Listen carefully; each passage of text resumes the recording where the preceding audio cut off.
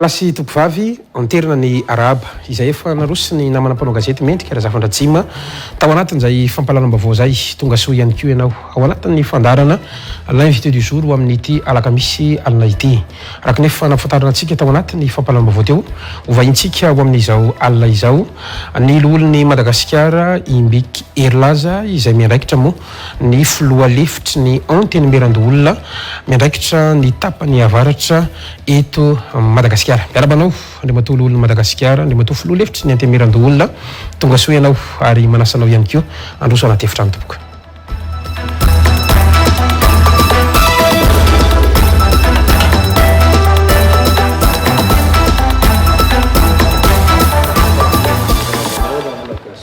Faly ihany koa miaraba ny voaka malagasy izay manjoy antsika anio alina ary misaotra anareo amin'ny fanasana. Mankasitraka indrindra andriamatoa filoha lefitry ny anteny Merandoolona nanaiky nasainy ny fandarana l'invité du jour tamin'ity alina ity somary tampoka kely moa no nasananao kanefa iverina fa eo aloha ny mafiloha lefitra maloolona anao nanasana anao fa eo ihany koa ny mampahay lalàna anao satria maromaro ihany ny saondresaka izay miainga eto amin'ny firenena izay ilaintsika karazana fanamariana kely zany na ihany koa fanitsinana kely na fanazavana kely ny amin'ny fisehoan-javatra rehetrarehetra izay ny antony nanasana anao ka dia mankasitraka anao nanaiky an'izany fanasana zany fantatro ny andraikitra ao amin'izao toerana raisinao anivon'ny anteny Merandoolona zao kanefa noho ny fitiavanao moa ny vahoaka malagasy sy ny fandarana dia nanaiky an'izay fanasana zay anao ka dia mankasitraka indrindra tompoko raha sitraka ao nefa dia andao antirana kely ny araba satria akoatra ny mijery fahita lavitra dia maro ny manjoy atsika amina faritra rehetra ao amin'ny onjapeo Real 94 FM ny web radio eny manerana tany tsy adino ihany koa isika izay manaraka sy tapaka ao amin'ny page Facebook ny Real TV Madagasikara ao amin'ity alina ity naovanako patana manokana isika teratany malagasy izay mipetraka any ampitan-dranomasina manaraka ny fandarana isanandro ety ampiandohana dia satria zao moa tsika voaniona indray teto amin'ny fandarana rariny loatra aloha iarabanao noho ny navoatendry anao eo amin'izay toerany loholona zay ary navoafidy anao ihany koa ho filoha lefitry ny anteny Merandoolona izay eto amin'ny Real TV Madagasikara andriamatoa filoha lefitry ny anteny Merandoolona ary mirasoanao amin'izay andraikitra zay tapitra aloha ny fitorahana voninkazo hiditra ao anatin'ny ady hefitritsika andriamatoa filoha lefitry ny anteny Merandoolona ny fanontaniako izay mivantana ety ampiandohana dia ny hoe itoerana maloolona anao sy mafiloha lefitry ny anteny Merandoolona anao io ve valibabena nangatahanao tamin'ny fitondrana sa valibabena nomeny ny fitondrananao tamin'ny nanampianao izao fitondrana zao. Misaotra indrindra amin'ny fametrahana izay fanontaniana zay Gasikara ny adido ny tsy han'olon-dratsy isika rehetra malagasy ninona toerana misy atsika naiza faritra misy atsika dia manana didy amin'ity tanindrazantsika sy amin'ny vahoaka malagasy ary ampanetretena sy ampitiavana no nanekenany izany adidy sy andraikitra mavesatra izany tao amin'ny fahefanam-panatanteraka ny tenako ary nahita fa misy azo atao betsaka ihany koa ho an'izany firenena malagasy zany ato amin'ny fahefana mpanao lalàna ka rehefa avena mipiatra ny lalàna dia mieritreritra ihany koa zany ianao lalàna mba ho fanasoavana ny tany sy ny firenena. Zany natrana izy anefa tiako précisena kely ny mahakasika n'ilay toerana izay misy anao inona re no mety anananao mihoatra no ireo mpanohana ny fitondrana ka iverinao fa nahavoatendry anao satria dimy kely zany enina sa dimy izy teo enina no nitendren'ny filoham-pirenena ao amin'ny toeran'ny loholona ka nahatonga anao voasafidy tao anatin'izay voatendry zay fa tsy ireo olona hafa ireo. Marina tokoa fa betsaka ny olona izay mafy sy afaka manao an'izao andraikitra izao na ny mpanohana ny filoham-pirenena sy ny mpanaradia azy hatramin'izay na ny olona zany ivelan'izay zavatra izay aza dino fa anatin'ny lalam-panorenana ilay ray ampahatelony zany hoe le enina tendren'ny filohan'ny repoblika dia tsy tendrena akory amin'ny anaran'ny antoko fa tendrena araka le voalazan'ny lalam-panorenana hoe araka ny compétence spécifique ataontsika hoe ampanajana sy ampitiavana no hitodiako amin'ireo namana rehetra fantatro fa betsaka ny mavitan'io betsaka ny naniry izay andray an'io andraikitra io fa nomena tsodrano ny tenako ary tsy andraraka ilombiandoha tsy ho an'ny zavatra hafa nefany ho an'ny tenako na ho an'ny tombontsoa manokana farak'le voalazako ombienombeny a dia ho an'ity tanindrazantsika ity isorana ihany koa ny namana loholona izay nametraka ny fitokisany ary ny fidy a 100 ny tenako ho filohalefitra amin'ny tapany avaratra amin'izany antemerandolona izany a satria fitokisana goavana izany iaradia zahay a iaradia isika fa tsy aradia amina zavatra hafahafa fa mba ho fanorenana ny zavatra mahasoa an'ity firenentsika ity matofy lohalefitra ny antemerandolona nresaka ianao teo hoe voafidy 100 amin'izay toeran'ny filohalefitra miandraikitra ny tapany avaratra zay raha voatendry ianareo enina tao anatin'ny fanendren'ny filoham-pirenena dia anisan'ny teraka-risabe ianao ho an'ny mpanara-bavao ary anisan'ny tsara toerana ho eo amin'ny toeran'ny filohan'ny antemerandolona rehefa nivoaka nefa ny fifidianana tsy ianao ny teo fa olo-kafa fa nisy inona tao a sa inona ny zavatra ny aingy atao a tsy atokisan'ny filoha ihany koa ve ianao eo amin'izany toerana zany a sa inona no tao ambadiky ny rideau topoka ny tenako aloha gasikara dia tsy nieritreritra mihitsy ny rotsaka ho fidiana ho filohan'ny antemerandolona zay aloha dia tiako ny manamarika an'izay ary hitantsika angambany fa ataontsika hoe candidature unique no natao tamin'izany hoe filohan'ny antemerandolona izany a ny fidy azy ihany koa ny tenako satria mino fa ny fahendrena sy ny traikefa ananany a dia ahafahany mamerina indray ny asiny io antemerandolona io a fa indrindraindrindra ihany koa dia ahafahany voaka malagasy a milaza fa miasa ary azo itokisana izany antemerandolona izany raha ohatra ka miresaka ny atao hoe imbikitsika eo anivony antemerandolona na tiana aloha na tsy tiana dia olom-boatendry ianao teo fa tsy olom-boafidy a kanefa tsara manamarika fa mitovy avokoa ny fahefana sy ny zoa na voafidy ianao na voatendry eo amin'ny toeran'ny lolo Madagasikara indrindra moa fa voafidy ho filoha lefitra zany ianao a nisy mpanendry ianao ny fanontaniako ho any amin'ny vahoaka ve ianao sa ho any amin'ny mpanendry ianao ny amin'ny asa sy ny fanapahan-kevitra rehetra zay horaisina ho an'ity fireneny ity eo anivony toerana zay misy anao io eto aloha gasikara dia misaotra n'andriamatoa filoham-pirenena tamina metrahany fitokisany satria arak'le voalazantsika betsaka ny olona mahavita nyty andraikitra ity fa ny antefa manokana moa zany taminay a izany fanendrena izany rehefa nanao an'izay koa ny filoham-pirenena dia mino ny tenako fa mieritreritra izy hoe tsy asa ho azy fa hiasa ho an'ity firenena ity satria iarahantsika mahafantatra fa zany tsy mpanao politika ary tsy mpikambana amin'ny antoko politika tiako tenenina amin'izay zany dia miezaka foana mitazona n'ilay neutralité a sy objectivité ary afaka manazava amin'ny rehetrarehetra hoe izao no fahitako ny fitondrana ho an'ny tombotsoan'ny vahoaka ka noho izay fitokisana zay dia tsy maintsy misaotra azy a ary tsy maintsy mametraka ihany koa ny toetra mendrika amin'izany hoe olona notendrena andriamatoa filoham-pirenena fa anatin'ny asa ary zay no fatokisana napetrany dia hiasa ho an'ny tanindrazana nisy teny voambolana navoakanao teo zay mahafinaritra anao hoe neutralité objectivité tiako zany ianao mba tena hoe ahintsy ao anatin'ity valiteny ity sy lafin'ny teknika raha io antemerandolona zay misy anareo io ahitana an'izany taratra na demokrasia zany ve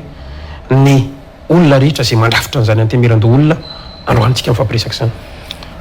raha ny firafitry ny olona aloha dia iny ngamba ny mpifidy vaventy no nametraka ny olona zay veriny fa tokony isolo tena azy ary hitantsika fa anakiroa isaky ny faritany na province moa izany zavatra izany no ny fanajako an'izay safidin'ny mpifidy vaventy izay amanarivony eto Madagasikara dia mino sy manantena fa ara-demokratika aloha ny nalany azy fa mino sy manantena ihany koa fa ny feo sy ny fanirinyny ireo mpifidy vaventy ireo a no tena hitodihan'ny zareo hitantsika ny gasikara fa voarovolana latsaka zahay no napetraka tamin'izany antemerandolona fefa firy ny commune sy ny faritra izay avoatsinjo amin'ny fanendrena ihany koa ireo mpiara-miasa dia tsy maintsy tsinjovona manokana ihany koa reny olona ireny satria ireny ny ahafahana mahafantatra ny zavatra tena misy ahafahana mifanerasera ihany koa amin'ny olona zay fotony asa anao karazana mandement ve nareo atra io anivon'io androm-panjakana ampanao lalàna io asaitsikera ny mpana tanteraka ve nareo satria ny zavatra hita aloha dia nareo saminareo ny ao a zany hoe ny volomboasary sy ny MMM no tena mandrafitra n'le antenimerandolona tsy misy tim ao tsy misy ASVM ao tsy misy zay mety ho mpanohatra rehetra eto amin'ny firenena zany de tsy misy an'izay antoko zay ao anatin'io fa iverina fa mitovy ataontsika hoe samy manohana ny fitondrana ihany nareo ny ao anatin'ilay antenimerandolona inona no tokony menareo fa tsy ho karazana boîte aux lettres fotsiny na ho karazana passoire fotsiny izany antenimerandolona zany tompoka ya marina tokoa zay efa hitanao sady ny gasikara fa efa betsaka ny asa zay natomboka hitantsika ohatra fa efa betsaka ny fiainona ny ataontsika hoe ny amin'ny syndicat ny mpiasa fotsiny ohatra anankiroa ny syndicat ao ary nisy voaniforona voatsela izay fa de nisokatra izay ny aina miaino any koa zay a reo olona rehetra izay a mihevitra fa tokony hisokatra aminy ary hitantsika angambany fa misy ny fifanatolana eny na de tamin'ireo mpanohatra ary a de misokatra foana ny varavarana lalam-panorenana sy ny lalàna mamaritra ny asan'ny antemerandolona mazava tsara milaza izy aloha hoe mpanolontsaina ny fahefanam-panatanteraka izahay anolo-tsaina izahay na amin'ny zavatra hitanay tokony ho atao mety na amin'ny zavatra hitanay a tokony ho tsikaraina tsy mety eo ihany koa le fanaraha-maso n'le action gouvernementale fa ny adinitsika hatramin'izay ihany koa de le fanaraha-maso ny politique publique zay zany de tsy maintsy ho apetraka satria zay no antony atongavana eo hoe tsy hanao boîte aux lettres na tiroir ary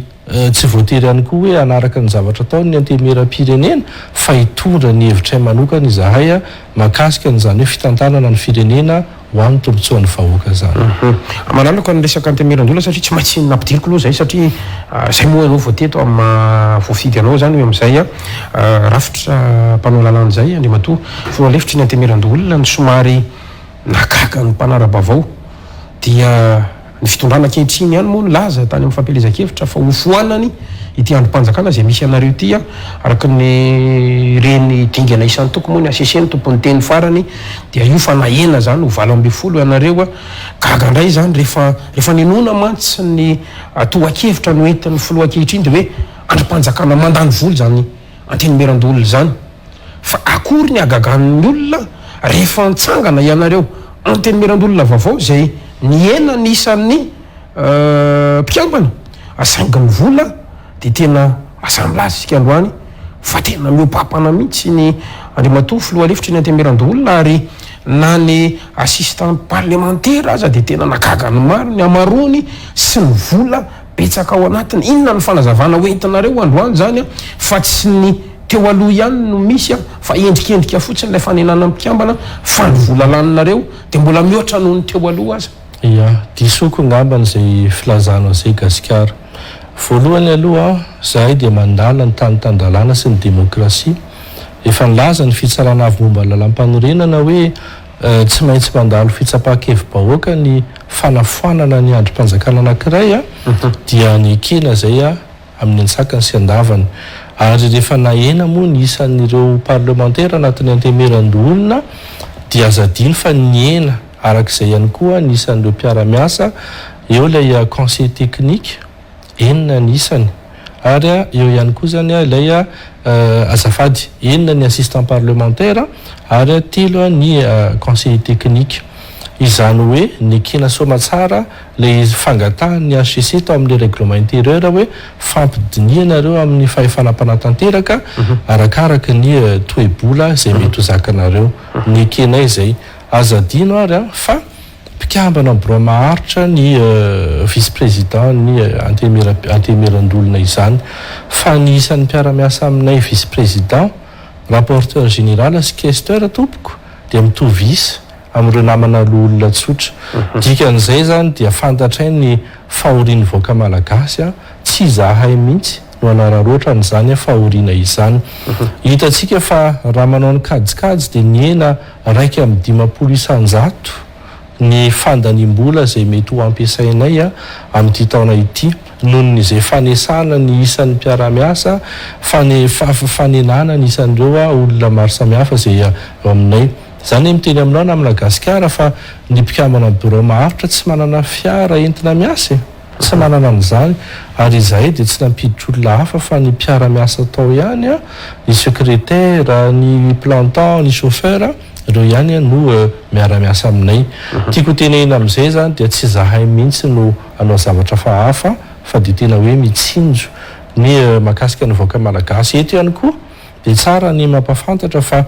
miantoka am-paosy ireo namana lo olona rehefa mametraka ny tenany na aseho ny vahoaka izy ny antony dia fanajana ny vahoaka malagasy olona hiara hitantana ny fiainany mba tsara ihany aseho azy ary mba tsara ihany ny fifanantonana amin'ireo rafitra rehetra zay hiara-iasa amin'ny vondrom-bahoaka itsinjaram-pahefana ny volam-paosy no miala hoy satria izay no efa nilokalokaina hoe anao an'ilay asa dia atao miezaka hoe ianao teo zany mba anaja an'ilay vahoaka izay ataontsika hoe manakaramanareo satria ny vahoaka moa zany manakarama raha marina kokoa afaka mampiseho mangarahara eto ve dia matoa filoha-lefitra eny Antemerandoholona ao anatin'izay resaka vola ampiasainareo zay ohatrinona ohatra ny karamanareo ohatrinona ny zoanareo misy olika ao misy rehetrarehetra zany raha mba azonao ambara androany mba tena isiny mangarahara ny antony dia tsotra ihany eto ambany masoko ny volany raisiny reo teo aloha ka afaka manao fampitana androany fa mbola latsaka noho ny volany raisiny teo aloha izao rafitra Antemerandoholona natsangana vaovao zao na zay koa mbola mangetaheta miandry ny avis de crédit anay Gasikara nanenda amin'ny unité de session spéciale anay ny mbola tsy voaray tiako tenenina hoe eo aloha ny règlement intérieur zay efa tafapetraka somatsara satria session spéciale no ahafahana manao an'izay ahafahana mametraka ny président ny commission maro isan-karazany zay aloha zany ny efa vita voalohany dia tsy maintsy arrêté an'ny filohan'ny Antemerandoholona ihany koa ny mamaritra zany ireo ataontsika hoe indemnité sans avantage izay ho andehany amin'ny olona tsiraidray mbola tsy nivoaka zay mbola iampandiniana ihany koa zay ny arrêté mahakasika ny organigramme dia mbola tsy nivoaka ihany koa zay zany hoe mbola anatin'ny fandaminana tanteraka izay amin'izao fotoan'izao azadiny ihany koa fa tsy zahay no nifidy an'io teti-bolanay io fa ny Antemerandoholona teo alohanay no nifidy an'izy io tamin'ny herintaona dia io aloha zany ny zavatra ampiasaina satria zay no lalàna mifehy ny fampiarana ny teti-bolam-panjakana tsy nampiakatra zay tsy nanena izahay fa kosa ny fandaniam-bola no notsitsinay amin'ny alalan'ny fanenana ny olona rehetra zay miara-miasa aminay ao fa nitolo-kevitra zay nentinareo anatin'le izay ve tsy afaka voaka androany ao anatin'le izy izany hoe mbola tsy nisy zany ny fivoriana mahakasika an'izay ny antony dia tsotra rehefa vita ny fametrahana ny président ny commission dia nyrosy izahay tamin'ny fametrahana ny olona rehetra hitanareo ngamba ny fefa nitety fatra ohatra ny tany Sava efa tonga hatrany Andapa ny any Mananjary moa dia ho atao amin'ity farany herinandro ity ny Mahajanga efa vita ny Ambositra vita omaly zany hoe mbola manao an'izay fitetezana zay aloha zay fametrahana dia orinan'izay ngambany vao misy fivoriana manokana hojerena an'izay zavatra zay ny mahakasika an'le filoha-lefitra fahatelo zay araky ny tolo-kevitra ny fitsipianatiny moa zay fantatsika ihany koa fa ny lalam-panorenana mametraka an'izany hoe tokony hisy filoha-lefitra avy amin'ny mpanohitra eo anivony braomaritra ndre matoa filoha-lefitra misy fahatelo zany nenareo raha ity rafitra ity ny fanontaniako dia hoe iza zany no apetraka eo masa mametraka ny filohan'ny mpanohatra amin'izao fotoana eo ve ianareo sy izao fitondrano zao raha ohatra ndraika hoe tsy maintsy olona ataontsika hoe parlement zany no ino moa nitsotsika an'izany no olona ohatra ve zany no eo dia iza no mpanohatra satria samy mitovy hevitra daholo na mapara na MMM zany samy manohana ny fitondrano ia mahakasika an'izay ngambany dia ho fampiarana sy fanajalana lalam-panorenana sy ny lalàna velona dia miandry izahay satria lalàna no mamaritra hoe opposition parlementaire ve ny tokony ho isy ao zany hoe olona ao anatin'ny Antemerandoholona ihany no tokony ho atao an'ilay hoe filoha-lefitra avy amin'ny mpanohatra sa inona tokony ho atao le lalàna hatreto zany dia mbola tsy mazava ny famaritany fa noho ny fanajana ian'izay dia mbola ao anatin'ilay règlement intérieur na ny fitsipika anatiny ny fisian'io filohalefitra fahatelo ho an'ny mpanohatra io dia miandry izahay zany fahavitaniny izay lalàna izay mamaritra hoe olona aveza marina tokony atao ao dia vonina somatsara izay ny ara-iasa amin'ry zareo fa anampiniavana irosomakany ihany nefa ny ve izao fitondrano zao sy ho antemeran-dolona voanareo satria teo alolo ny tany amin'ny antemeram-pirenena tapitra ihany manda fa tsy nisy mihitsy n'le teo amin'ny toeran'ny filohalefitra fantatra ihany nisy an'in'le lalàna mifeny mpanohatra iny izay nitsoka tao amin'ny ny senaty eo alohanareo moa zany fa tsy nareo amin'izao fotoana arimato imikery lasa ia marina tokoa fa betsaka ny vary mangatsika ao tena betsaka ary anisan'ny nainona tsara moa zany tamin'ny passation tamin'ireo filohany antemeran-dolona teo aloha sy vaovao ary tiako ny manamarika fa tanatin'io tantaran'io antemeran-dolona io dia tamin'ny teo zany vao nisy an'izany hoe passation selon les règles démocratiques tamin'ny filohan'ny antemeran-dolona anankiroa hita tao moa ireo vary mangatsika maro samihafa mino ny tenanay fa rehefa tonga ny fotoana anaovana an'izany dia tsy maintsy hodiniana fa tsy ho avela fotsiny amin'izao ireo tolo-dalàna na volavola-dalàna rehetra eny ary mankatsirika zay moa ny makasika iny tsy maintsy nyresaka kely aloha ny antemeran-dolona fa iresaka kely any koa ny fitsarana avy momba lara-panorenana raha sitrako satria akoatra olona sy filohalefitranao dia mampahay lalànanao ihany koa ahoana marina ny makasika ny fempitom-piasan'ny mpikambana sasany ao amin'ity androm-panjakana fitsarana avy momba ny lalam-panorenana ity andrimato imbikery laza ho an'andrimato filohan'ny ACC Jean-Éric Rakotoarisoa zao dia fantatra fa ny faefatra amby folo ny volana maritra tamin'ny taona efatra amby folo sy roa arivo no tafapetraka teo amin'izany toerana zany raha manao kady zany ianao ka hoe fito taona no fempitom-piasany tokony ho tapitra amin'ny faefatra amby folo ny volana maritra raiky amby roapolo sy roa arivo ho avy zao zany ny fempitom-piasany na ny mandany zany hoe afaka folo andro zany amintsika mifampiresaka zao andrasana ary ve no mety ho falindrena ny hosolony zany Jean-Éric Rakotoarisoa zany amin'ity herinandro ity ve sa tsy andrimato filohalefitra ny antemeran-dolona Jean-Éric Rakotoarisoa rery ihany koa ve nitapitra manda ao anatin'izay sa misy olo tena ny androm-panjakana hafa ihany koa zay tokony efa hosoloana zany amintsika mifampiresaka zao ia io moa iarahantsika mahafantatra fa araka ny lalam-panorenana dia fito taona ny manda na fepitoana iasan'ireo namana ao amin'ny fitsarana avy momba lalam-panorenana ilay izy ihany koa dia entité maro samihafa zany no mifidina manendry misy ny avao amin'ny filohan'ny repoblika misy ny avao amin'ny antemeran-dolona sy antemeram-pirenena misy ny avao amin'ny conseil supérieur de la magistrature na filan-kevitra ambony momba ny mpitsara ka ny anay dia tsotra raha ohatra ka misy ny fiantsona anay zany filazana fa tokony anao an'izay fifidianana ny olona zay tokony ho tendrenany amin'ny fitsarana momba lalam-panorenana amin'ny anarany antemeran-dolona dia manao izahay fa io ny araky ny fampiarana ny lalàna foana ny fomba fiasanay fa tsy arakaraka izay eritreritray misy ny ataontsika hoe ny séparation stricte des pouvoirs iarahantsika mahafantatra zany hoe rehefa miantso ohatra ny fivoriana tsy ara-potoana na session extraordinaire dia ny any amin'ny fahefanam-panatanteraka no manao an'izany fa tsy ny aty aminay ny ordre du jour ihany koa dia arakaraka ny zavatra misy amin'ny session ordinaire ihany koa amin'ny manomboka amin'ny volana me dia izay ny tiako tenena hoe arakaraka izay fandaminana eo no anaovanay ny asanay fa raha ohatra ka le tena hoe lalàna ny jerentsika mantso tsy manana fa tsy folo andro sisa isika mato filohalefitra ny antemeran-dolona ho tratra ve zay fempitoan'izay azo iverina fa avita mandany somatsara ve zany ireto mpikambana ao anatin'ny ACC ireto raha mbola isy an'izay antso amina fivoriana tsy ara-potoana zay ihany koa ahafahan'ny androm-panjakana hafa ohatra manolo ny toerana zay iverina fa lany fempitoana rafitra rehetrarehetra zany tiako tenenina androantsika mifampiresaka ho tratra ve zany ho voaja ve ny lalàna raha miresaka ACC tsika androany ny fahitako azy aloha dia tsy miankina amin'ny antemeran-dolona zany fa miankina amin'ny tompona andraikitra mahefa mahakasika an'izany ka anjarany ngamba no mametra azy satria arak'le voalazako teo hoe lalam-panorenana dia milaza hoe fito taona ny fempitoana fiasany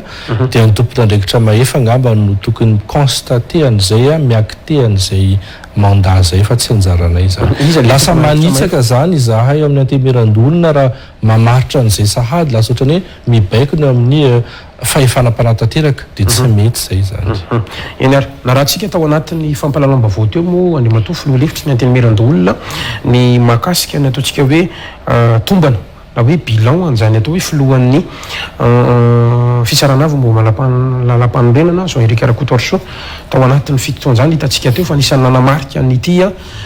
filohan'ny ACCT ny resaka déchéance ny filoha teo aloha Rajon Armampianina ny resaka crise tamin'ny 20 aprily taona 2024 teo ihany koa ny resaka fifidianana filoha am-pirenena zay anisan'ny tena songadina mba tia mitraka aminao afantaniana malalaka hoe aminao ve na mahaolana sa nitondra olana ho an'ny firenena ny fisiny zany ataontsika hoe Jean Henri Karakotoarso zany teo amin'ny fitantanana nyty ACCT ia amin'ny maharay aman-dreny azy dia tsy maintsy ataonay foana zany ny misaotra amin'ny adidy sy ny andraikitra zay nataony tamin'ny mahafilohan'ny fisaranava momba ny lalam-panorenana izay azadiny ihany koa fa tsy ny filohan'ny fisaranavy momba ny lalam-panorenana no manapaka irery na manapaka farany fa décision collégiale no atao ao fatapatatra ihany tsina satria zahay ane efa mpikamana atao amin'ny cour électorale spéciale tamin'ny fifidianana filohampirenena sy ny fifidianana solombavam-bahoaka tamin'ny 2013-2014 ary fantatra fa tsy voatery zay tenen'io filohan'ny androm-panjakana io no arahana fa zay le hoe règle de la majorité ny olana tena hitako nisy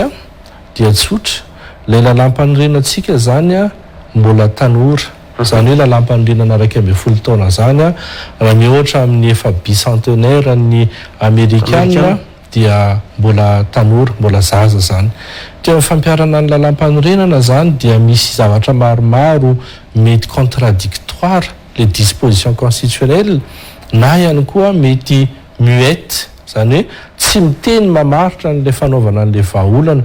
hafa ianao rehefa juge électoral rehefa mitsara fifidianana hafa ianao zany rehefa mpitsara juge constitutionnel na mpitsara manamarika hoe manaraka lalam-panorenana ny zavatra misy tsisy dia rehefa le lalam-panorenana hitanao eo am-pelantananao nefa no tsy ampy ny zavatra fonosiny sy lazainy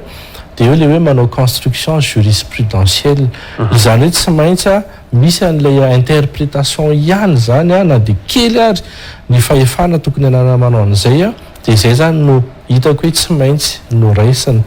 le izy ihany koa hitantsika hoe évolutive zany ny zavatra nisy teto Madagasikara zany hoe miovaova be arakaraka ny zavatra nisy dia tsy maintsy zany ny s'adapter tamin'izay fa za aloha mahita hoe matoa tsy nisy ny ady an-trano teto Madagasikara dia ny fahitana ny vahaolana sy ny fandraisana andraikitra natao ny fitsaranavy momba lalam-panorenana mety tsy parfaite izany fandraisana andraikitra izany mety misy azo kianina ihany satria na izay tamin'ny fotoana ihany koa dia nanakina tamin'ny zavatra maro samihafa fa rehefa miembotra ianao maka recul ianao mandinika an'ilay izy inona tokoa moa ny zavatra saika hitranga na tsy nandray an'ilay fepetra ry zareo ka anisan'ny nafahantsika zany niditra tamin'ny élection anticipé ohatra tamin'ny taona 2024 anisany ihany koa nafanana andamina ny crise ny 73 député ny zavatra maro samihafa zany hoe tsy maintsy mijery équilibre zany izy anatin'izay fa arak'le voalazako hoe tsy voatery ho lafatra ny zavatra nataony fa mba nafahantsika kosa nahita fitoniana amin'ny ampahany fa nytiako tenenina ohatrany hoe ren'le fanapahana zay navoaka nisa ohatra inona akaiky indrina ohatra misy an'ren'le hoe pacte de responsabilité tamin'ny fotoanandrony reny ny fifidianana moa ny nalaza ny azo raisina fa tsy mitombina zany zavatra rehetrarehetra zany azo iverina ve fa tena mbola ataontsika hoe tafiditra tao anatin'ny asany tanterahany tsy nahitana ataontsika hoe karazana fiandanina ihany koa ve ao anatina bilan daholo zany zavatra resako zany amina fijery mahitsy an'Andriamatoa Imbikery Lasa tsika moa tamin'ny voalohany zany menomenona hoe mitongilana izy amina olona anankiray amina vondron'olona anankiray raha tadiditsika tamin'ireny fampiarany article 54 tamin'ny 2014-2015 amin'le hoe majorité parlementaire manolotra ny prime ministre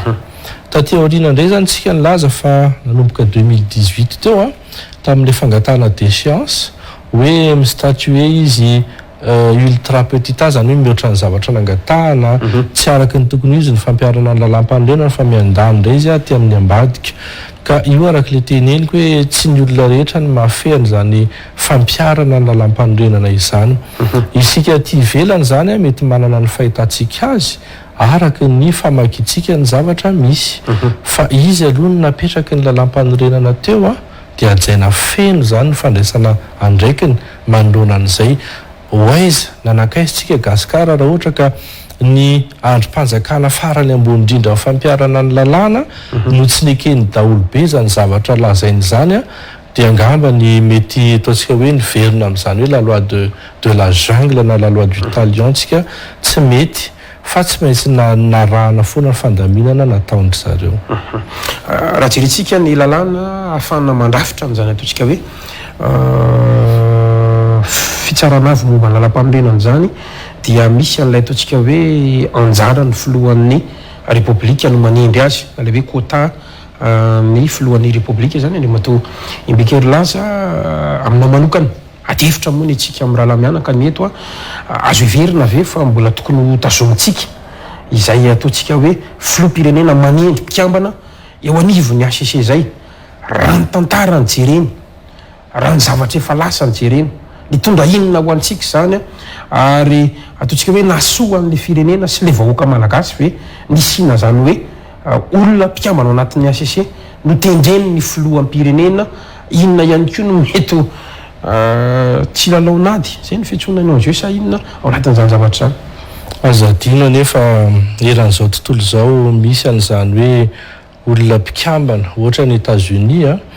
dia ny mpitsara ao amin'ny cour suprême ny azy izay sady manao ny asan'ny cour constitutionnelle moa zany dia tendreny ny filoam-pirenena amerikanina ny mandat zany voafetra ny lalam-panorenana sy ny fomba fiasa voafaritry ny ordonnance tamin'ny 2000 sy ny règlement intérieur ny HCC no miaro ny fahaleovantenany manoloana ny zany fanendrena maro isan-karazany eto ve tsika dia hiteny zany hoe izay tendren'ny filoam-pirenena dia iandany aminy zay an'ny Sénat dia iandany aminy zay an'ny Assemblée nationale iandany aminy zay an'ny CSM dia iandany aminy tsy zay le izy fa niverina hoe ho tokony représentatif ny institution sy ny force ny olona amin'ny fisarana avy momba lalam-panorenana fa rehefa tonga ao kosa izy zany dia misy an'ilay mandat miaro azy tsy afaka esorin'ny filoam-pirenena izy tsy afaka esorinay sénateur zay mifidy azy ireo olona ireo fa dia fito taona izy eo aloha tapitra ny mandany zany zay vao miala eo tsy azonao elingelena izy amin'ny asany ka izay no mametraka an'le garantie d'indépendance firenena maro samihafa hitantsika ny cour constitutionnelle française ny filohan'ny république taloha ao amin'ry zareo dia afaka mihiditra anatin'izany cour constitutionnelle izany tsy misy olana mihitsy hoe gauche droite etc fa dia tao daholo zareo afaka niara-ny asa ho an'ny tombotsoan'ny fireneny ka mino fa raha ohatra ka hanendry olona ny filohan'ny république raha ohatra ka hifidy olona ihany koa izahay parlementaire dia hijery ny olona izay voalohany aloha manana fahaizana manokana mahakasika n'izany lalam-panorenana izany fa ny faharoa ihany koa dia ny olona manam-pahendrena sy ny olona izay manandratra avo ny tombotsoa ambony ny firenena enary zany mahakasika an'iny fa ataontsika indray mava ihany koa ny tontolon'ny fitsarana milohan'ny tena hidirantsika ihany koa anaty tontolo politika izay araroto kely ihany koa fa anohany ianao zany ataontsika hoe mpikambana niviny antemeran-doolona parlementaire zany matoa imbiky hery laza amin'izao fotoana zao zany dia lasa ivelan'ny ministera ny fitsarana ianao raha ny indraikitra an'izay ataontsika hoe secrétaire général nyty ministera ty teo aloha iveliko ihany koa fa malalaka tsara ianao amin'ny faneho-kevitra zany tsy misy ihany koa no mety ho sakatrakana na mamatotra anao andre matoa filoha lefitry ny antenumeran-doolona ianao ve mahita fa tena maleo tena marina na tsy maleo tena ny fitsarana eto Madagasikara voaja ihany koa ve ny fisaram-pahefana eto Madagasikara indrindraindrindra fa ny mpitsara sy ny mpanatanteraka io ny resaka fahaleovantena fitsarana zany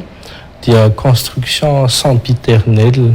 izany hoe tsy zavatra vita androanina raha-pitso fa zavatra maharitra. Ohatra fotsiny raisiko aminao rehefa nivoaka ny didim-pitsarana mahakasika ny filoham-pirenena frantsay teo aloha Nicolas Sarkozy,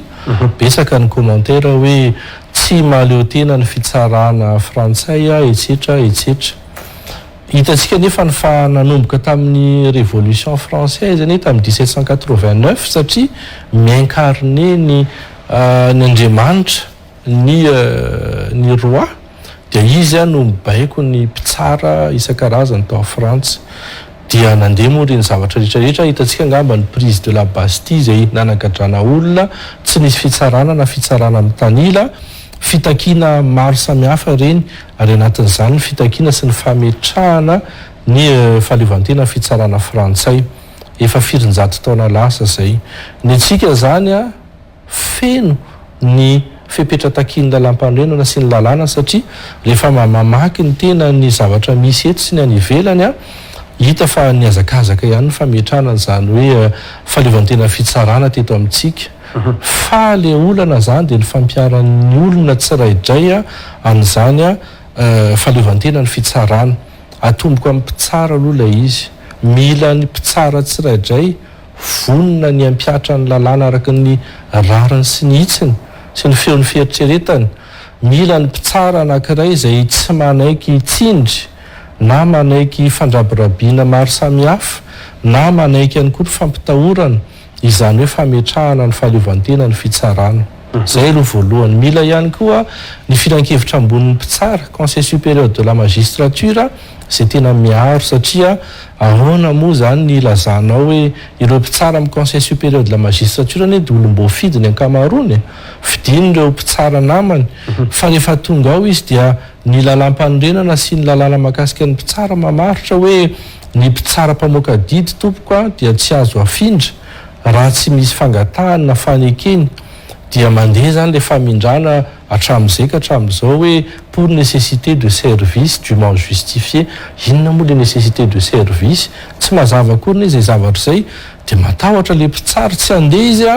mety miakatra conseil de discipline manao refus d'affectation. Andeha izy na ny fanjakana ary tsy manome vola azy akory anaovany an'izany affectation fa miala vola paosy izy na sanatria mindrina vola amin'olona na amin'ny havany. Dia eo le miteraka an'le redevabilité satria ny indépendance ny tsy voatery hoe indépendance textuelle lalàna fa ny indépendance dia indépendance ihany koa financière. Raha tsy miankin-doha amin'izan'iza ny mpitsara ane ka malalaka izy amin'ny fahaleovantenany dia manaraka an'izay ny ministry ny fitsarana.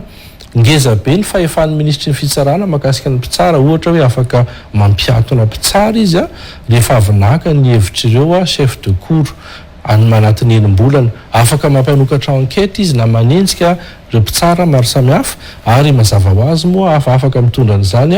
eo anivon'ny conseil de discipline, conseil supérieur de la magistrature. Fa ny farany ihany koa ny filohan'ny république izay anatin'ny lalam-pandrenana dia hoe garant de l'indépendance de la magistrature.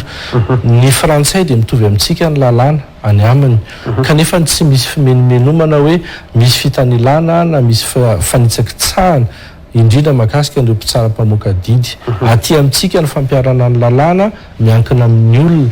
Ny fahitako azy zany dia mila manabe tsika, mila mitaiza. Izahay koa amin'ny maha-parlementaire anay dia anara-maso ny fanajanana zany indépendance de la magistrature satria betsaka ny olona menimenina hoe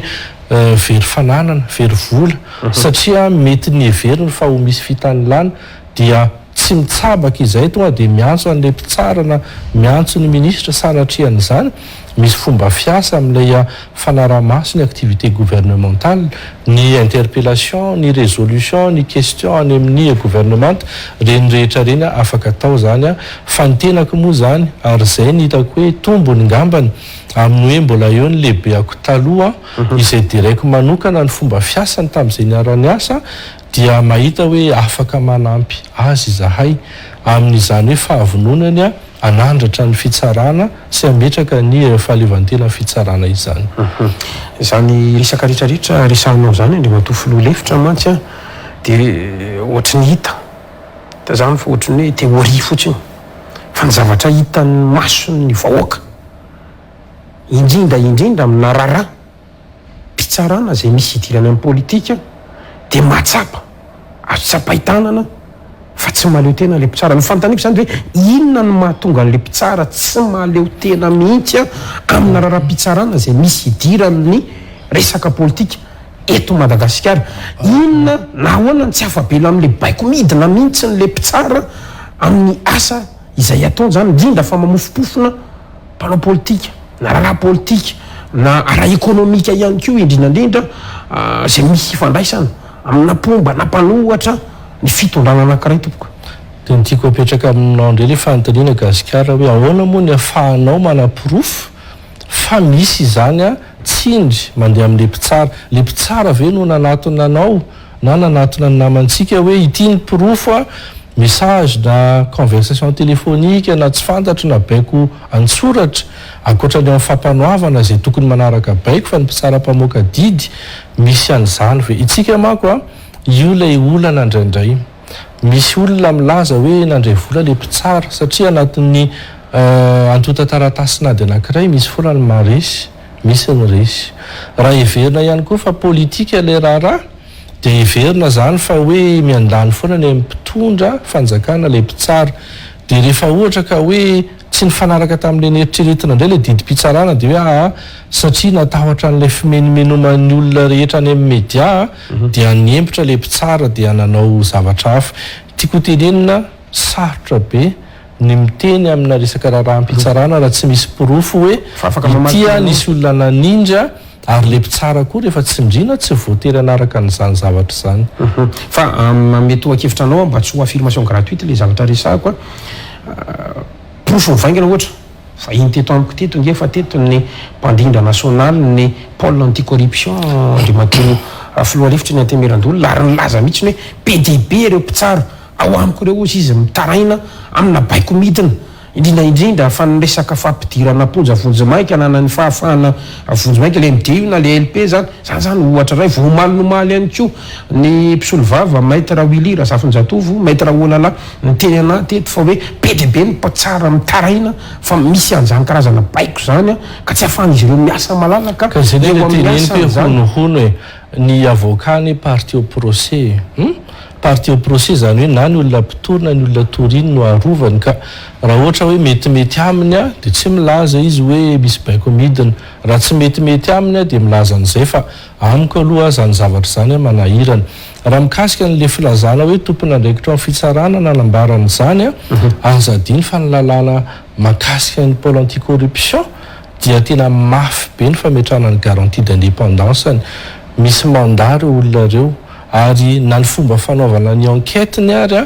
dia tsy maintsy mandalo any amin'le comité de suivi tsy ny ministère fitsarana ny ao ny ministère fitsarana fa ao ny CSI ny Bianco ny Samifine ny coordonnateur ny PAC zany hoe ahoana moa zany ny afahan'le olona hoe anindry ampatahotra hoe raha tsy manaraka baiko de inona ny azo azy le olona ary manana an'izay garantie d'indépendance tsy de niny loatra an'izay ny manahirana ihany koa mantsy rahantsika malala andriamatoa filohalefitra ny Antemirandolo fa tsy mitondra vahaolana ny ataontsika hoe fanagadrana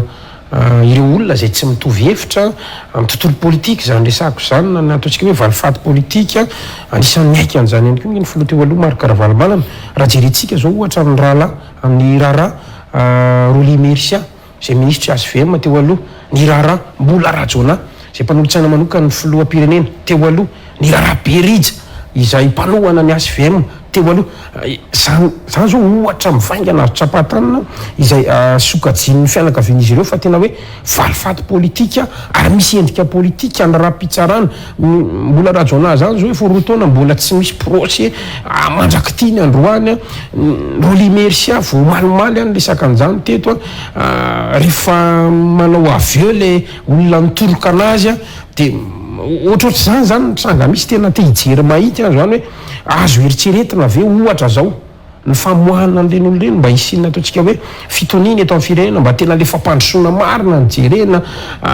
sahirana zany le voaka malagasy raha miresaka an'izany tranga zany tsika andriamatoa ohatra vitsivitsy zany fa tsy voatamy zao fitondrana zao ihany fa ohatr'izany ihany koa ny tamin'ny fitondrana Ravalomanana ny pomba ny amiral Didier Ratsiraka rehetratra teo aloha de natao aza lambo mihitsy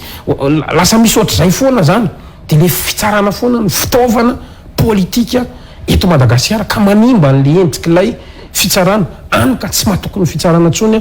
ny olona ka mahatonga an'ireny fitsaram-bahoaka isan'ny tokony ireny. Zavatra kely nisy tomako ny sainao ary eto moa dia miondrika mpanajana amin'ny nalasany ray aman-dreny be gouverneur taloha Lady Samuel. Ny tenako a dia niditra mpitsara tamin'ny 20 ny volana janoary 2024. Izany hoe tena tanatin'ny fotoana mamaivay teto amin'ny tany sy ny firenena no nandraisana an'izany andraikitra ary tao anosy no ny asako voalohany. Nahitan'izany hoe olona 700-700 nentina avy any amin'ny faritra maro samihafa nadoboka tany Antsefana ny tany mora, betsaka ny maty, betsaka ny lasa-dala ary anisany nanatona ny gouverneur Lady Samuel tamin'izany ny tenako satria tany ny sabona tao amin'ny omisy tamin'izay fotoana izay dia niresaka taminy amin'ny maha ray aman-dreny azy na ny tanytany ny fandeha ny tantaram-pirenena. Tiako tenenina amin'izay zany dia tsy ny tenako mihitsy no andeha ilaza hoe tsara zany fifampandimbiasana any am-ponja na tsara izany hoe valifaty ara-politika izany satria ny ainako nandritry ny fitotoana ary ny ainan'ny olona teo akaiko nandritry ny fepitoana lava. Tamin'izany ny zahay taorinan'izany dia naafektena tany amin'ny toerana lavitra maro samihafa satria zanaka mpitondra teo aloha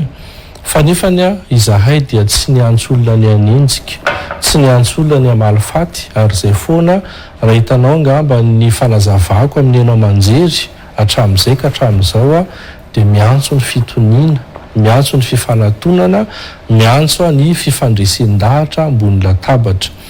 Tokony zaraintsika roa kosa nefa n'ilay izy ny atao hoe infraction à caractère politique ohatra dia ohatra hoe misy fanehoan-kevitra ara-politika mety miteny hoe tsy tiako rahabe amin'io le mpitondra na mpanao politika dia iny no anenjehana sy anagadranana. Misy kosa nefa n'ilay infraction de droit commun zany hoe mpanao politika izy fa manao infraction de droit commun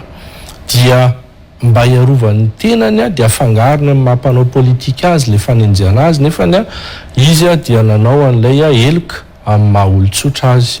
Dia ny hafa ihany koa zany ny infraction en matière économique et financière izay mety nataon'ilay olona ihany koa. Eto nefa dia tokony mametraka foana antsika ny présomption d'innocence hatramin'ilay hoe misy ny fanasaziana farany, le fanasaziana farany hoe any amin'ny cour suprême, any amin'ny cour de cassation no lazaina fa fanasaziana farany ary izay zany no fahitako azy tokony mipetraka foana ny fiainonan'ny olona ahafahany miaro ny zoany eo anivon'ny fitsarana. Raha hitan'ny fitsarana moa meloko izy dia melohany, raha hitan'ny fitsarana izy tsy meloko izy dia tsy melohany. Eto ihany koa dia miantso ny feon'ny fieritreretantsika ny tenako mahakasika n'ilay réconciliation nationale. Ilaina io satria misy an'ilay réconciliation historique aloha izay ny fandimby teto ny zavatra nitranga tamin'ny tany sy ny firenena dia lasa olana mipetraka foana io isaky ny misy fifampandimbiasa mpahefana. Fa ankoatran'ilay réconciliation nationale dia tokony manaja foana antsika ilay alternance démocratique. Marina ny fanehoan-kevitra ilaina, ny fanehoan-kevitra tokony atao anatin'ny fanajanan'ny lalàna ary ny fanehoan-kevitra koa tsy tokony atao anatin'ilay pression politika hoe omesezy zahay fa raha tsy izany ahonganay. Lalam-panorenana tompoko dia milaza fa ny filohan'ny repoblika dia 5 taona ny fepitoana iasany araka ny fametrahany vahoaka azy. Zay aloha ny zavatra misy. Ny prime ministre lehibe amin'ny gouvernement dia araka ny 450 ny lampanorenana dia ny majorité parlementaire ny mametraka azy ary ny mpikambana amin'ny gouvernement mazava ho azy tokony avy amin'izany majorité parlementaire. Ianao tsy niatrika fifidianana na resy tamin'ilay fifidianana. Ianao zany milaza fa tokony ho tafiditra anatin'ny gouvernement satria matarika olona ikorontana afaka mampatahotra amin'ny tebiteby sy ny ataontsika hoe zavatra maro samihafa dia tsy ajaintsika intsony zany le rafitra démocratique hoe alternance au pouvoir sy ny régime semi parlementaire. Zay ny le olana amin'le tany sy ny firenena inona zany lanjan'le vahoaka mpifidy raha isika mpanao politika izay vitsy anisy miady aty anatina sehatra ataontsika hoe tsy ny Madagasikara ray manontolo, tsy miatrika ny fifidianana, tsy manaja ny feom-bahoaka, dia milaza ianao fa tokony hiditra anatin'le fitondrana. Amiko zany a tsy zany ny règle démocratique, fa kosa ny mpitondra fanjakana dia mila miaino, na ny majorité na ny minorité dia mila hainono ny mpitondra fanjakana foana. Mino an'le fanakevitra ao aloha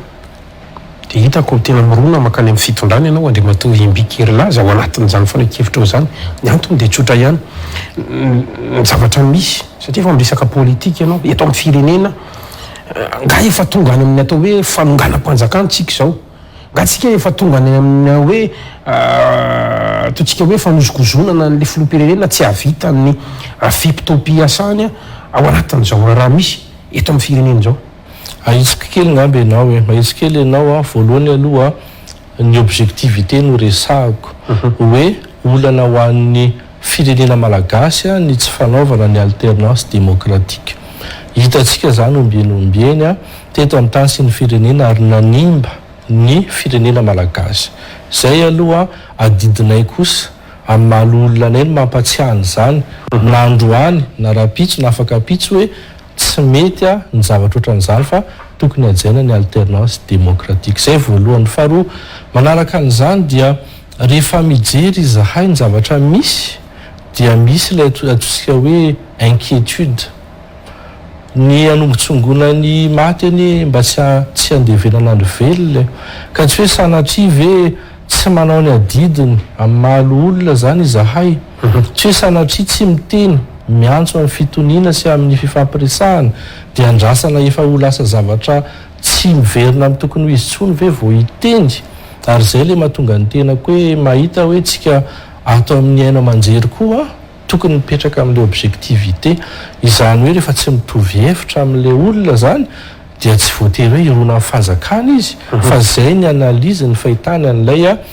zavatra misy. Zany miteny aminareo fa nijery soamantsara zao le zavatra nisy teo a votovorona, nijery any zavatra misy tany a Tsuleary taorinan'ireny olana tao amin'ny Manday ireny, tsy sanatria ny zanakitsika no nanao zavatra fahafa. Ary za mino fa manam-pahendrena ireo zanakitsika mianatra any amin'ny université fa le mpanararoatra. Misy ny olona mety noho ny fahantrany dia miandry fotsiny izy dia tonga dia manararoatra, mety misy koa noho ny antony ara-politika dia manararoatra, fa ny zavatra ohatran'izay ny antony dia satria tsy mahay mifanatona atsika, tsy mahay mifampiaina, dia misy le olona avy aty ivelany manararoatra mety ho tonga amina zavatra hafa. Ka mba tsy hatongavana amin'izay na Madagasikara no ataonay adidy sahady no milaza fa hitatsika ny zavatra nisy teto amin'ny tany firenena, tokony mahay makalesina daholo ny rehetrarehetra mba tsy hiverenana izany. Isaky ny maheno anao miteny sy miresaka aminay mpanao gazety mantsy ianao dia miteny foana ny atao hoe fihavanana, zany Imbikira Laza zany, zany teniteneninao foana. Na inona nefa ny fanazavana hoentina aloha dia ao anatin'ny fitondrana ianao fa tsy mpanatateraka fotsiny fampanao lalàna. Tsy tokony ianareo mpitondra ve no hitarika amin'izay fihavanana izay ny amin'ny endriny rehetra izay misy zany indrindra fa amina raharaha manahirana eto amin'ny firenena eto.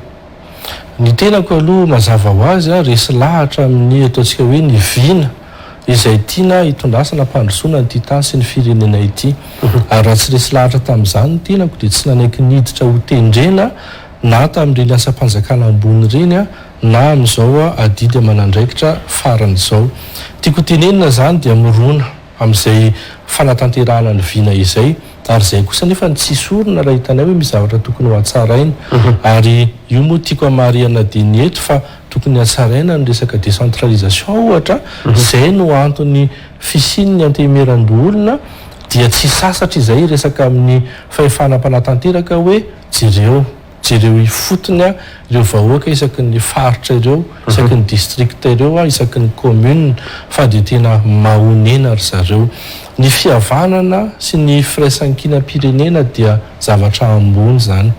Ary isika rehefa manao ny asa, na ny asa mpanao gazety, na ny asan'ny mpitsara, na ny asa n'aiza asa ataontsika dia tokony mametraka foana hoe za dia malagasy, ty firenena ty dia hitambarako amin'ny malagasy hafa, dia ataoko zany zay anajariana nyity firenena ty fa tsy sanatria hoe za no animba ny soiombonana izay zany ny fanabeazana tiana eo apetraka ny fanandratana ny soiombonana anatin'izany hoe fihavanana sy ny firaisankina izany le mava eo amin'ny lafin'ny politika ary satria hiditra amin'izay décentralisation zay ihany koa le matoa filoha-lefitra eny antemeran-doolona io zao manam-pikasana no tatitra ny solomam-bahoaka avy amin'ny tim ny miara-manonja amin'ny sabotsy ho avy zao raha jerentsika zany le tantara nangataka ny kianja n'Ambohijatovo zay kianja ny demokrasia tamin'ny fotoan'androny de tsy nahazo izy ireo toa hoe lasa parka botanika le izy fanomena ny soa mandrakizay vo malomalo lay ianao maheno fanambarana amin'ilay préfecture fa hoe miankina amin'le tsy hoe isan-kerinandro zay de anao réquisition foana ohatrany lasa misy endrika hoe omeko tsy omeko omeko tsy omeko de ny zavatra misy zany am'izao fotoana zao de ohatrany mitodika sy mirona makany amin'ny hoe tsy ahazo an'le soa mandrakizay indray le kianja zany le mpanohatra zany zavatra zany ny tiako antaniny anao mazava hoe tena manomelanja ny mpanohatra ve zao fitondrano zao manajany ataontsika hoe fahalalana maneho hevitra ve izao fitondrano zao ary mamela malalaka ny solomam-bahoaka anao tatitra ihany koa ve izao fitondrano zao sa niendrika ivelany fotsiny mifanokipay akelika ihany ao anatin'ny lisy tompoka izahay zany mpikambana amin'ny antemeran-doolona izay avany amin'ny faritanin'ny Toamasina dia tamin'ity volana marsa ty zao nieritreritra ny hoe anao fisehoana rapomba ofisialy any Toamasina rehefa nandanjalanja tamin'ny tompon'andraikitra mahefa tany nefa ny zahay taorinany ihany koa ny zavatra nisy mampalahelo tao Toamasina dia ho fanajanana zany fitoniana ho fanajanana zany hoe fitadiavana ny paix sociale izany dia najanonay atreto aloha ny fieritreretana isehoana vahoaka eo Toamasina io zany gasikara raha ny lalam-pandrena sy ny lalàna ny jerena dia adidin'ny solombavam-bahoaka sy ny parlementaire mihitsy no mitondra tatitra eo anivon'ny district zay any lalàny azy mazava tsara voalazany lalàna eo anivon'ny district zay nalàna azy ny fanatanterahana n'izany nefa dia misy fitsipika izany hoe tsy hoe rehefa parlementaire ianao dia ambony lalàna ary tokony mampiseho modely ary tsika hoe tsika dia manajany zany tany-tandalàna izany misy eo ny préfecture zany angatahana fahazahoan-dalana hoe aiza aloha ny toerana afaka anaovana an'ilay izy amin'ny fotoana inona ny toerana tokony anaovana an'izay zavatra zay tsy manome tsinizaniza fa zoan'ny solombavam-bahoaka izany fa kosa andraikitra nanan'ny préfet no mijery hoe mety hanoho iny teo ny ordre public ave sy ny sécurité publique zany zavatra zany sa tsy mba heritreretany hoe gasikara raha sanatria hoe eo ampivoatanana ny analakely no misy manararoatra amin'ny korotana tampoka na firy ny maramila apetraka ao eo dia tsy voatazona ary iza moa ny olona ho victime amin'izany fa dia ireo mpivarotra manodidina ny olona tompon'ireo toerana manodidina fa mpalahelo isaky ny sabotsiny ireny olona reny tsy afaka mivarotra isaky ny sabotsy mitomany ny vola hoanina androany ani ka tadiavina omaly fa mety atahorana ve zay ordre public mandra-pahatongavana ny soa mandrakizay ohatra tsy fantatritsika zay zavatra mitranga miala ao soa mandrakizay tsika tsy hanatitra n'le olona tsiraidrainy amin'ny tranony tsy fantatritsika zay zavatra mitranga ka za zany mahita hoe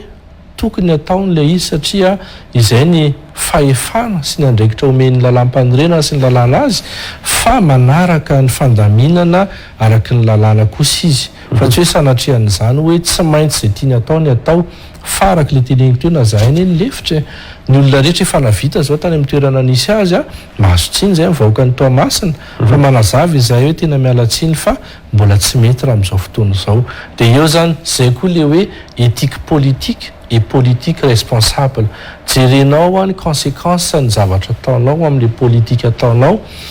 tsara le mitatitra amin'ny vahoaka fa kosa fitaterana ohatrany ahoana le izy koa ny magaga ovinantsika nanao session ordinaire farany dia amin'izao tsika zany no hitatitra amin'ny vahoaka le zavatra nataontsika tamin'ny session ordinaire farany tsy fantatro fa etrehitra fotsiny ny hoe raha nao an'izay any hoe afaka mamory olo ohatra isaky ny district izany amin'ny toerana zay fantatra fa tsisy ny olany na koa hoe amin'ny fotoana zay mamety azy a lanjalanjainy tsara dia ataon'ilay izy tsy manome tsiny satria samy parlementaire zay samy manana didy manoloana an'izay fa comportement éthique et responsable ny mpanao politika no milasio ny vahoaka malagasy. Nisy fantanina averokely tsy nazahoako valiteny mbola voatsa ve zany ny fahalalana manao hevitra ao anatin'izao fitondrana zao miaina ny demokrasia ve tsika ao anatin'izao fitondrana zao Andriamatoa imbika ery lasa ny limitin'ny fanehoan-kevitra sy ny demokrasia ny dia ny fahalalan'ny sasany raha ohatra ve anao gasikara miantsy kosa hoe amin'ny fanakorontanana mamadika ianao milaza fa hoe tolom-bahoaka manomboka androany na sanatria hoe miantso ny amonona ny fianakaviana na zanaka mpitondra na ny zanaka mpanao politika amiko zany aloha dia manitsakitsaka ny fahafahan'ny sasany dia eo le limity tsy maintsy apetraka misy tompona ndraiky mpanjakana ny tokony ametraka an'izay ny préfet a dia ny préfet zany no mahita hoe inona ny tokony andanjalanjana zany zavatra zany fa hitako manomboka lasany amin'ny extrémisme zany zavatra misy eto amintsika tsy mitena ny rehetra fa misy zany ny olona manomboka miditra kelikely amin'ny extrémisme izay tsy mahatsara atsika eto Madagasikara. Tontolon'ny fitsinjaram-pahefana Andriamatoa olon'ny Madagasikara isan'ny mpiamivantana zany atao hoe vonovoaka-paritra itsinjaram-pahefana zany ianareo loholona manaiky ve Andriamatoa loholon'ny Madagasikara filoalefitry ny antemerandolona imbika ery laza androany fa tsy fitsinjaram-pahefana tena izy lo io iainantsika amin'izao fotoana zao io manaiky an'izany ve ianao inona ihany koa ny sakana tsy tena ahafahantsika manaparika marina an'io fahefana eny fotony io raha ho an'ny Madagasikara manokana. Ya tena tsara zay fanontaniana zay ary zay nisan'ny tena hitako hoe tiany ny vahoaka malagasy ho resahantsika mpitondra sy mpitantana indrindra nanao mpanao gazety zay mpanabe ny vahoaka malagasy tsy ampy ny fanaovana ny décentralisation eto Madagasikara hatramin'izay ka hatramin'izao ny antony dia hitantsika fa mbola be loatra ilay fahefana amin'ny vangongo aty amin'ny fanjakana foibe zany hoe ny lalam-panorenana sy ny lalàna maro samihafa zany dia tsy ahafahana manao an'izay ohatra fotsiny zao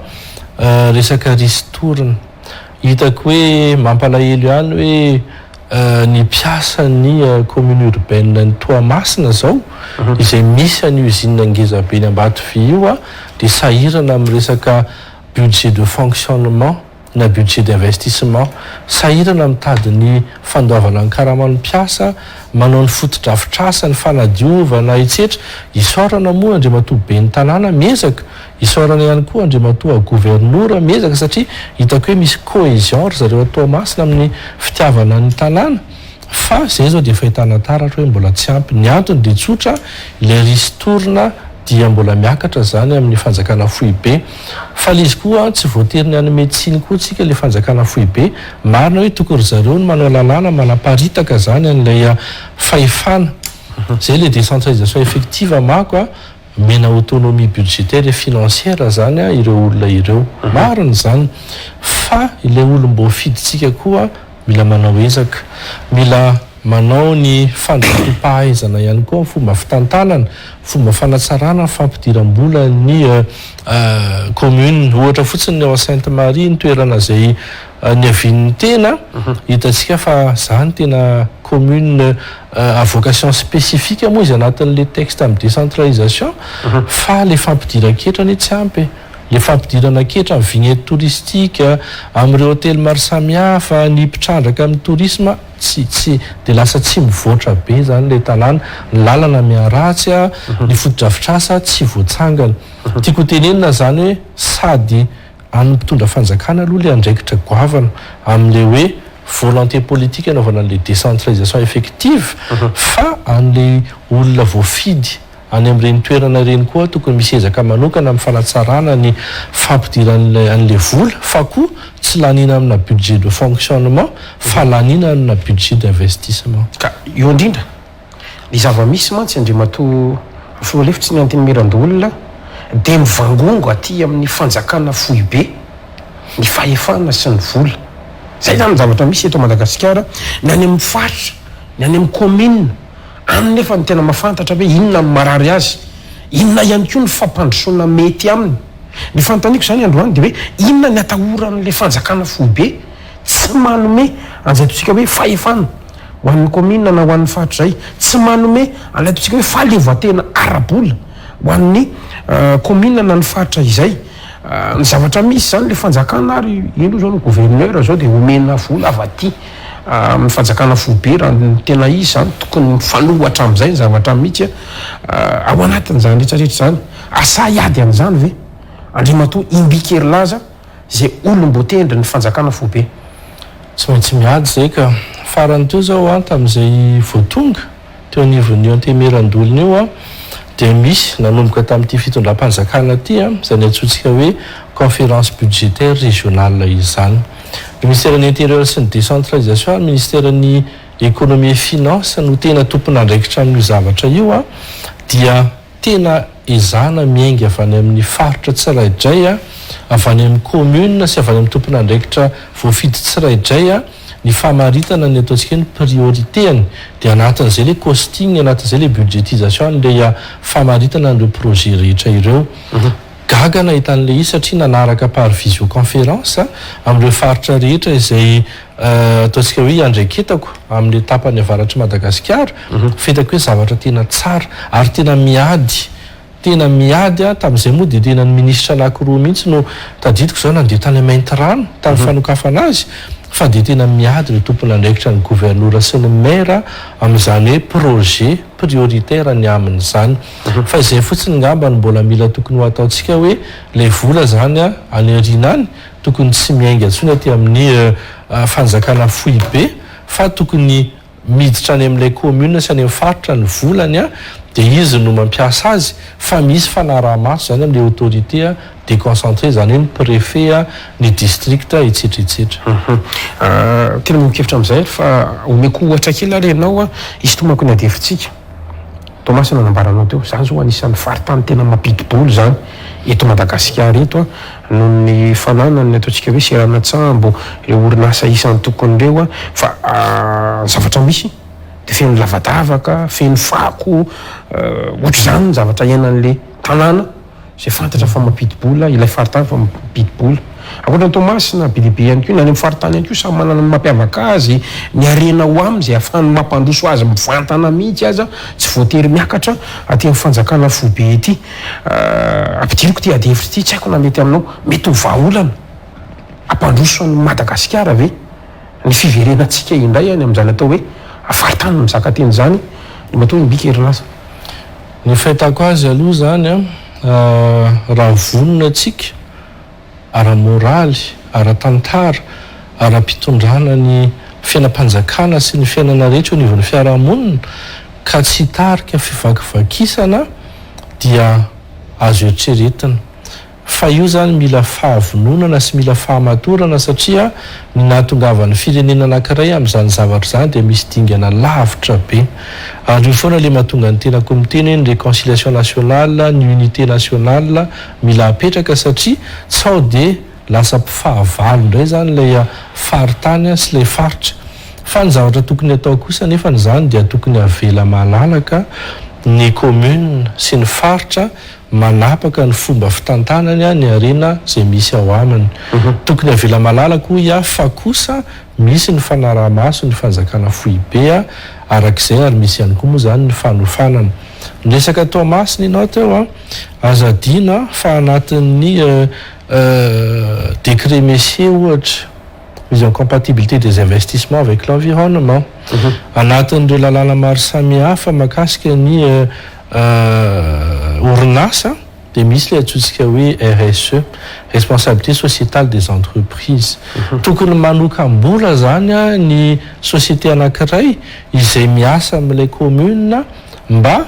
omenany commune io dia ny commune ny mamaritra ny priorité hoe tokony lalana ato ny amboarina tokony pont ato ny amboarina tokony zavatra ohatran'izao ny amboarina amin'izao fotoana izao nefa nyzany dia voageja n'ireo société ireo zany RSE zany izy ihany no mamaritra hoe zay no mitantana an'io a dia zay hitana efa mety ihany nanaovanay azy a tsy mety zany zavatra zany fa zay ny le autonomie le autonomie le tsy midika hoe tapahana le tady a dia manao zay tiany atao fa izy ny mahafantatra aloha ny zavatra tena ilainy a amin'le toerana misy azy dia izy no mamaritra n'izay hoe tia nyteti-bola anananay a zao ny fampidiram-bola eto a dia ampiasainy araka ny tokony ho izy fa kosa mila fanofanana manokana ary zay le nyteneko taminao hoe afaka miara-miasa tsara amin'ny ministeran'ny fitsarana zao zahay amin'ny antemeran-doholona angataka ny fanaovana formation an'ireo a maire sy ny gouverneur amin'ny région ny antony dia tsotra lasa manao faute de gestion ilay maire raha salatria tsy mahay mitantana an'le vola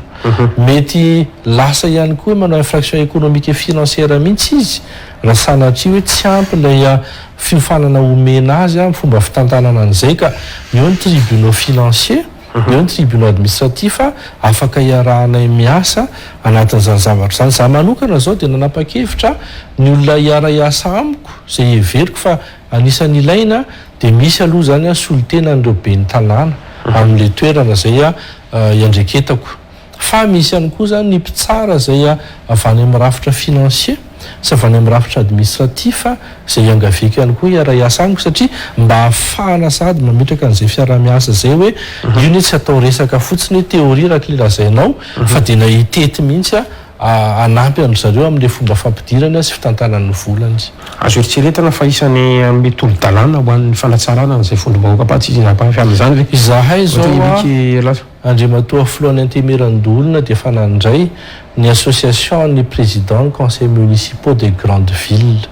efa nandray andry zareo a efa nisy ataontsika hoe projet nomendry zareo ny andriamatoa filohan'ny antemeran-doholona mba hodiniana anisan'ny fanatsarana ny lalàna mahakasika andry zareo efa nisany zavatra zany a ary ho ataonay a faingon-draharaha eny ary fa miresaka ianao hoe anisan'ny asa sy mipiara-miasa dia tsaroko a anisan'ny tena mampiavaka ny mitapany avaratra zay iandreketanao iny andriamatoa filoha-lefitry ny antemeran-doholona ny resaka lavanilina sy ny letsi zany zay anisan'ny filera tena mampidi-bola ho an'ny kitapom-bola mpanjakana mihitsy aza ary mampiavaka amin'ny Madagasikara zavatra misy io zao gaga folakandro teo mahita amin'ny fanambarana ataon'ny solovam-bahoaka Roland Ratsiraka makasika ny ampimamba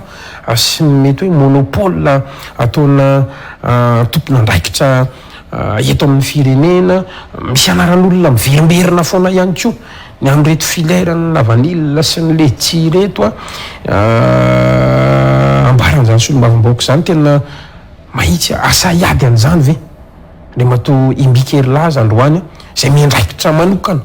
intapany avaratra isan'ny tena misehatra amin'izany lavanilina sy letsi zany tompoka tsy ambahamba mihitsy agasikara iteny aminao hoe tsy maintsy masa ny antony dia tsotra ireny faritra ireny dia mivelona amin'ireny produit locaux ireny betsaka io ny tonga hatrany amandry tsara io teneniko aminao a tonga hatratia amin'ny faritra Grand Sud-Est manan-karena be Madagasikara ary zay moa na dia tompona andraikitra amin'ny faritra avaratra amin'ny tapany avaratra miara-miasa foana amin'ny zokibe ray aman-dreny a tompona andraikitra amin'ny tapany atsimo fameny zay amin'izay asa taona izay dia tena tsy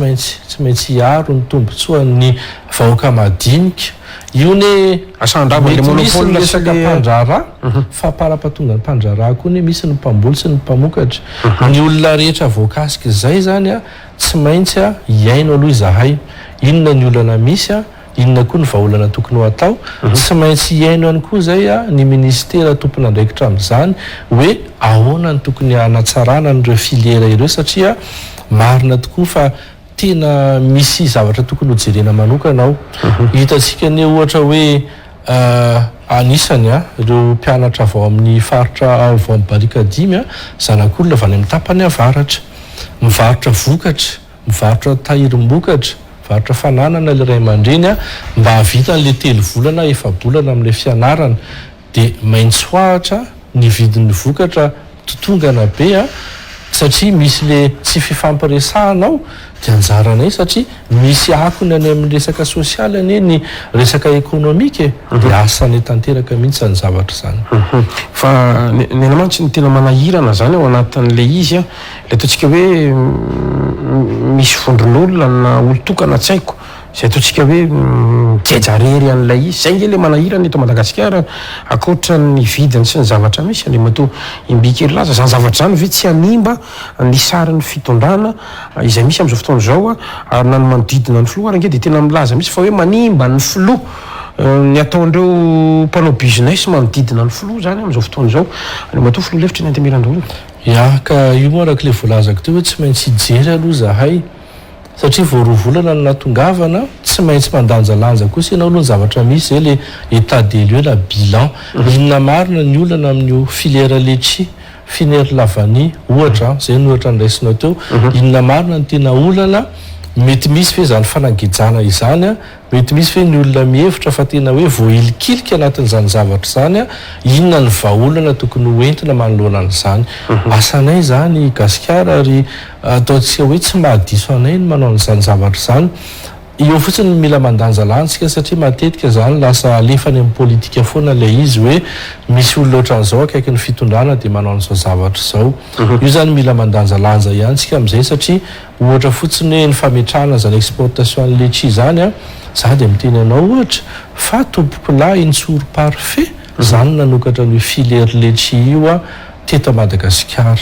ary anisan'ny tena hoe andrarezana najaina izy moa efa lasa tamin'izany filiera izany tamin'ny androny izy nanao an'izay sy amin'ny androny amin'izao fotoana izao a inona ny zavatra nitranga teo anilan'ilan'ireo rehetra ireo ny olona rehetra zay ataontsika hoe miantsehatra amin'izany zavatra izany a inona ny heviny inona ny fitarainany inona ny vahaolana mety hoentiny sy hoentiny ny fitondram-panjakana izay no mahatonga na miteny foana hoe tsy maintsy mijanona objectif sy neutre izay satria tombotsoan'ny firenena ny zavatra resahana eny ary zay no mikasika an'iny fa mamaraparana ny fandarantsika ny mato filoha lefitry ny Antemirandolona amin'ny filoha lefitry ny Antemirandolona anao amin'ny maray aman-dreny anao ihany koa mba tiako antanina ny hevitrao a makasika an'ireny mpianatra ny tako ny zony nanao fihetsiketsehana tany Tomasina zay maty reny a rasitako toboka ya ny tenanay moa zany dia namangy ny ondrika nanome voninahitra ny razana tamin'ny anarany Andriamatoa filohampirenena satria amin'ny maray aman-dreny Madagasikara azy a amin'ny maray aman-dreny malagasy azy dia narary taminy zany zavatra zany ary nanao an'izay fanirahana manokana zay izy a hitondra ny teniny teo amin'ny fianakaviana ary nandeha ihany koa nitsidika sy nitondra fanampiana an'ireo mpianatra izay naratra ary ny fanjakana fohy be moa no niantoka ny lany rehetra tamin'ireo olona ireo ny tena dia nandalo tamin'izany ataontsika hoe université izany nahita fa mafy ny zavatra mianjady tsy misakafo a ireo ankizy ireo ny rano ampangotrahana sisa no sotroana isaky ny hariva satria tsy zavatra hohanina za mahita hoe zoan'le zavatra angatahany ary tsy voatery hoe ny eo atamatavy ihany fa ny rehetra izay a manao fitakiana fa ny zavatra angatahako tena ampitiavana sy ampanajana n'ireo zandry zanaka ireo a dia ny fanaovana fangatahana anatin'ny fitoniana satria tsy mahasoa antsika mihitsy ohatran'ireny zavatra nitranga reny a raha sanatrika misy namana hafa miopefy mangataka ihany koa zany amin'ny ataontsika hoe fiainoana n'ireny zaza ireny a fa kosa anatin'ny marimaritra iraisana amin'ny zavatra afaka ataon'ny fanjakana rehefa mijery any antsika ohatra fotsiny hoe 1 milliard 650 ny ray volana amin'le zavatra angatahana université firysika ta Madagasikara mavesatra zany tena mavesatra hitatsika fa betsaka ihany koa ny fitakiana maro isan-karazany eo ny parameda eo ireo namana maro isan-karazany a izay mampalahelo ihany koa dia mifandanjalanja tsika mijery hoe atraizany ny vitan'ny fanjakana fa kosa ny fitondram-panjakana zany dia tokony mitady vahaolana maharitra efa hita zany hoe fahataran'ny inscription sy ny fahataran'le commission de bourse no anisan'ny mahatonga an'le lenteur administrative efa nitondra vahaolana ihany moa amin'le digitalisation fa le fametrana an'le teti-bola ohatran'ny an'ny ministerana izao volana janoary dia efa misokatra ny exercice budgétaire ohatran'ny any amin'ny ministère d'éducation nationale zao ny sisiko rehetra ohatra janvier koa ny azy dia efa mandray dia tokony hatsaraina ohatran'izay zany ilay any université mba tsy isian'ilay irifiry amin'ilay zandry zanaka mba tsy isiany ihany koa ilay fitakiana izay mety miteraka ny fifandonana zany fa raha miresaka n'le fahafatesan'le mpianatra tsika tena mahitsy ny fanontaniako midika ve zany fa misondra ve zany ny tanan'izao fitondrana zao izy io zany a misy ny fanambarana ataon'ny procureur de la république tao Toamasina ampahibe maso ny namantsika rehetra hoe rehefa misy faty olona ohatran'ireny tsy maintsy misokatra foana ny fanadiadiana za kosa aloha tsy mino hoe nisy olona naniraka hoe manaovan'izao satria fady amintsika malagasy zany mandatsatra zany fa mety misy ihany koa nefa ny olona zay tompona ndraikitra anatin'izay ka efa nitenan'izay moa andriamatoa lehibe ny fampanoavana dia miandritsika ny valan'izay a fanadiadiana izay zava-dehibe zany satria tsy sanatria zany hoe navela fotsiny amin'izao le hasin'le raha latsaka fa tena nomena lanjany a anatin'ny fametrahana ny fanadiadiana inona ny zavatra tena nisy fa miresaka n'izay raha Tomasina izay tsika afantatra araka ny vaovao vokatry ny filan-kevitra zay natao mazy zao dia toa hoe nisorana tamin'ny toerana ny filohan'ny université an'ny Tomasina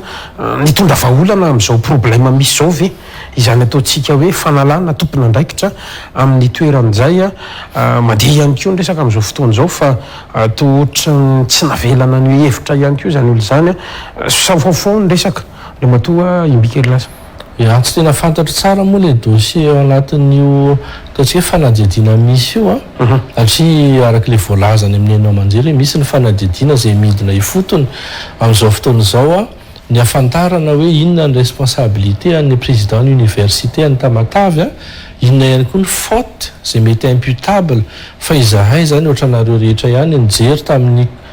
communiqué ny conseil des ministres nahita ny fanalana azy ary nilaza hoe le communiqué fa misy antony maro samihafa fa mino sy manantena fa mbola ho ampafantarana ny vahoaka malagasy ihany koa le valin'ny fanadiadiana mba hafantarana hoe inona le faute imputable taminy amiko tsy misy zavatra natahorina ve tao miantony nanalana an'le olona akamihana be sahala amin'ireny zay aloha tsy fantatra fa le zany anisan'ny anatin'ny fitakian'ny mpianatra moa zany zavatra zany tsy fantatra hoe misy atahorana tsy misy atahorana fa fahitako azy fotsiny zany a ny valin'ny fanadiadiana no ahafahantsika tena mahita marina hoe inona zavatra nitranga dia tsara angambany hoe mba hanajantsika ny rafitra rehetra manao an'izay investigation zay a